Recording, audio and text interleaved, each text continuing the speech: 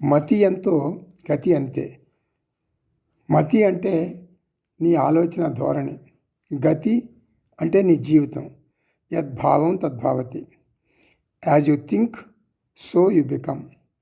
నీ ఆలోచనలే నీ జీవితాన్ని నిర్దేశిస్తాయి. నీ ఆలోచనలు సక్రమంగా ఉంటే జీవితం ఆనందంగా గడుస్తుంది. వక్రంగా ఉంటే గాడి తప్పుతుంది.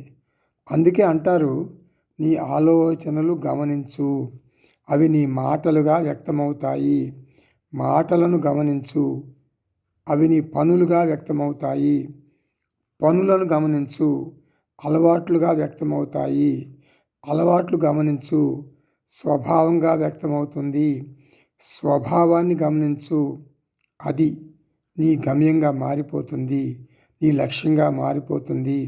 ఆలోచనలు అంటే గమ్యాన్ని ఇచ్చాయి. విత్తనమే చెట్టునిస్తుంది. ప్రారబ్ధ కర్మలను అనుసరించి నీ జీవితంలోని సంఘటనలు జరుగుతాయి. ఈశ్వరుడు కర్మఫలాలను ఇస్తాడు, కానీ అది నువ్వు మార్చలేవు. ఒక దీపావళి పండుగ వచ్చింది అనుకో, కొత్త బట్టలు కట్టుకున్నావు, నగలు పెట్టుకున్నావు, అంత ఆనందమే ఆనందం.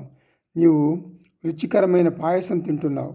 హఠాత్తుగా నీ కుటుంబ సభ్యుల్లో ఒకరు 25 సంవత్సరాల క్రితం చనిపోయినటువంటి మీ తాతగారిని గుర్తుకు తెచ్చుకుని ఏడుస్తాడు. అంతే, ఎంత మార్పు అయిపోయింది. దీపావళి పండుగను నరకంగా మార్చేసుకున్నావు. నరకంగా మార్చుకునే శక్తి, ఆ నేర్పు నీ దగ్గర ఉంది. మరొక మాట, నరకాన్ని కూడా స్వర్గంగా మార్చుకోవచ్చు. ఎలా? నీ ఆలోచన విధానం మార్చుకోవటం ద్వారా.